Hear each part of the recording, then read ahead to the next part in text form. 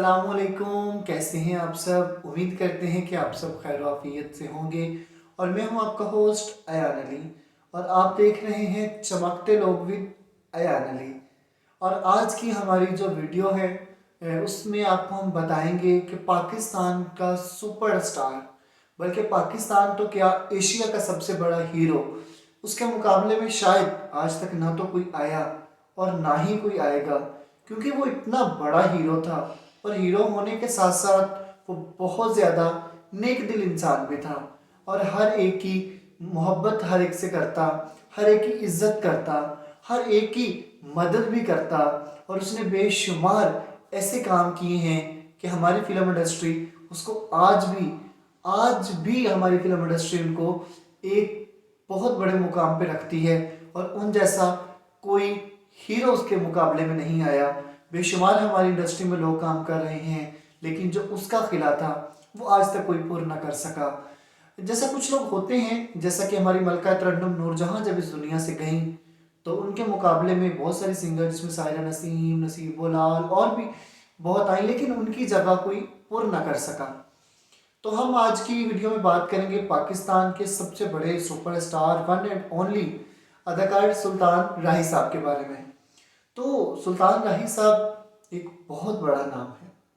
जब वो शुरू में आए तो उनको बड़े छोटे मोटे करेक्टर मिलना शुरू हुए और उसके बाद ये कुछ प्रोड्यूसर्स ने, जिनका नाम लेना मुनासिब नहीं, उन्होंने कहा कि ये चेहरा तो फिल्मों में नहीं चलेगा।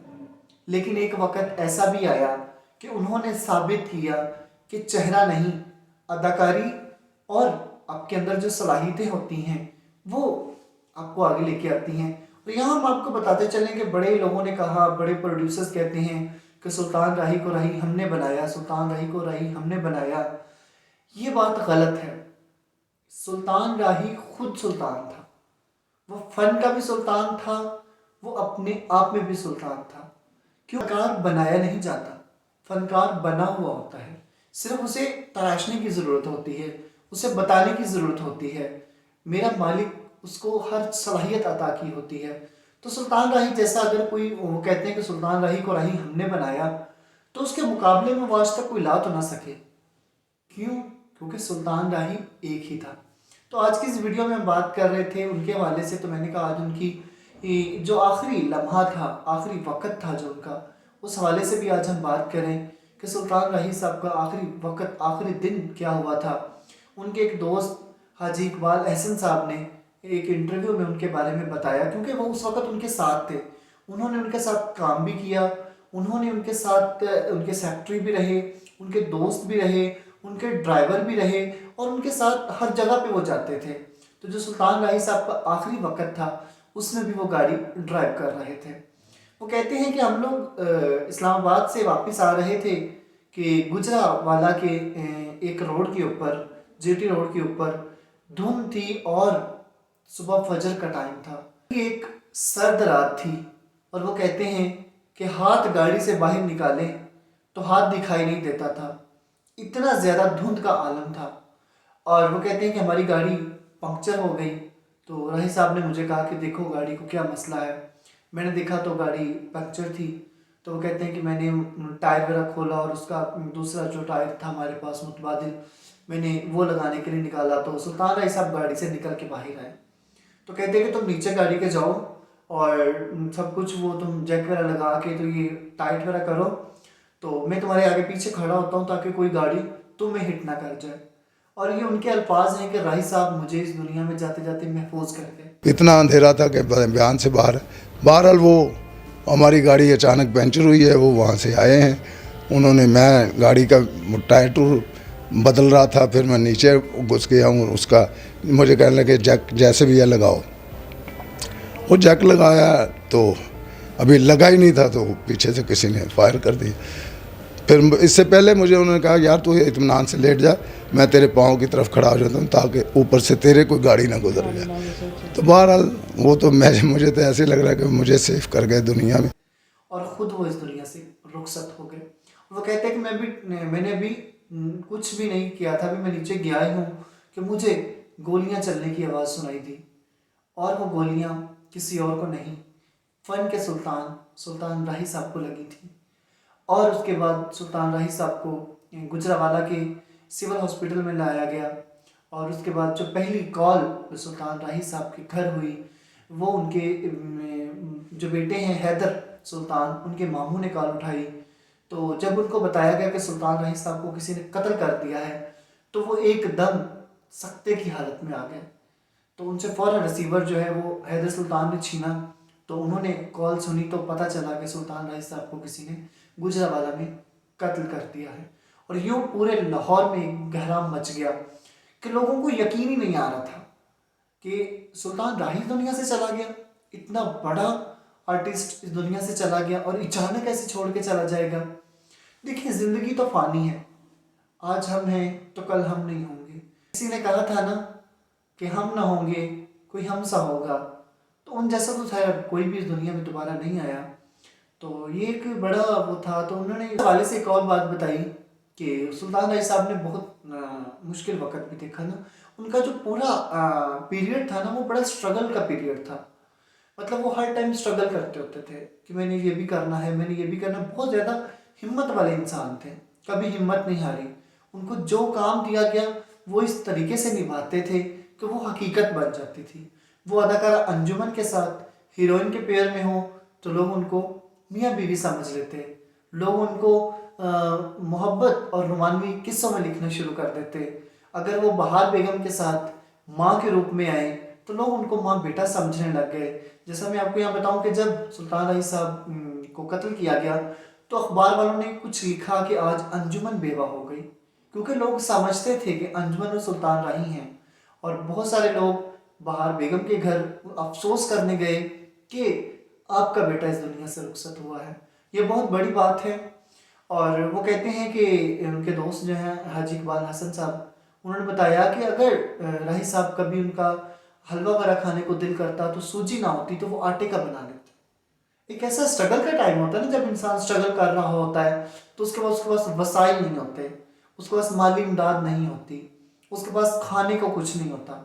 तो एक वक्त ऐसा आया कि सुल्तान राही साहब को बड़े बड़े बाउल्स में खाना दिया जाता, क्योंकि जो मेन कास्ट होती है उसको हमेशा से ही अच्छा और ज़्यादा खाना दिया जाता है।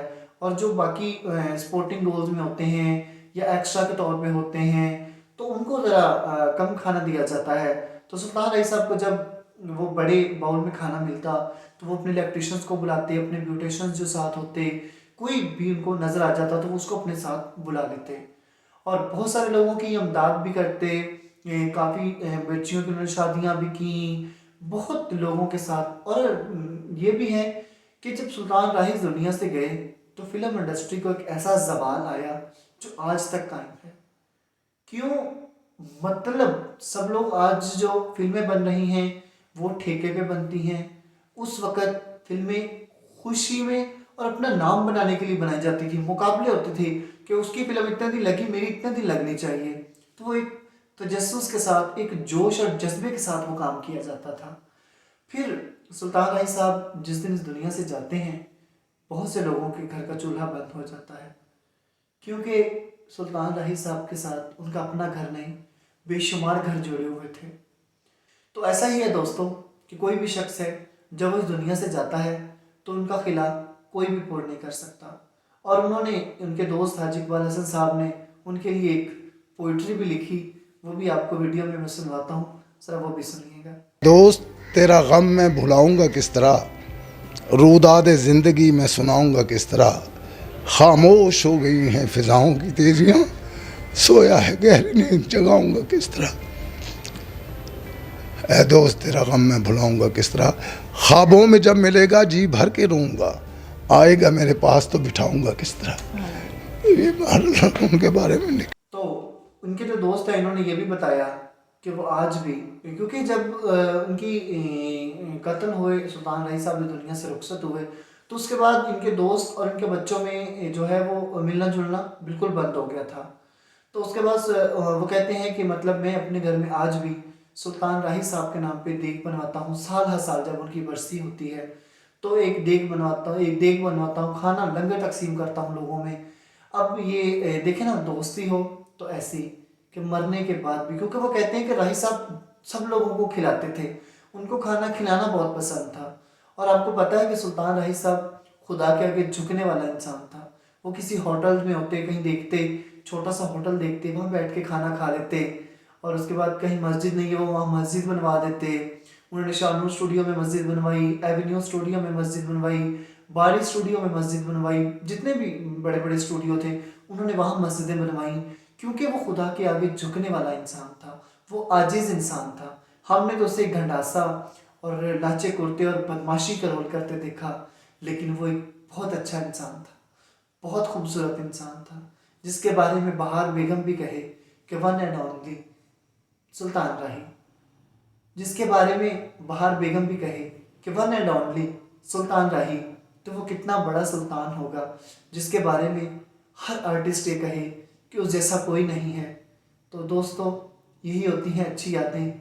ज़िंदगी चंद दिनों की मेहमान है और हमें इसमें अच्छे काम करने चाहिए, अपनी अच्छी यादें छोड़ के जानी चाहिए। आज वो हमसे नहीं है हमारे दरमियान, लेकिन उनका आज भी जिक्र हो रहा है। वो क्यों हो रहा है? उनके अच्छे कामों की बदौलत हो रहा है, जो उन्होंने इतने लोगों के घर का चूल्हा चलाया। भले वो आज सामने नहीं आए, लेकिन दुनिया तो समझती है, लोग तो देखते हैं, जो खुदा की राह में सब कुछ कुर्बान करते हैं। मेरा मालिक उनका नाम कभी मिटाता नहीं है, वो हमेशा जिंदा रहता है। और आज भी पाकिस्तान का बच्चा बच्चा सुल्तान राही के नाम से वाकिफ है। तो दोस्तों, कैसी लगी आपको ये हमारी वीडियो? मिलते हैं किसी नई वीडियोस में, एक नए अंदाज के साथ, एक नए व्लॉग्स के साथ। तब तक के लिए अल्लाह हाफिज़, अल्लाह निगहबान।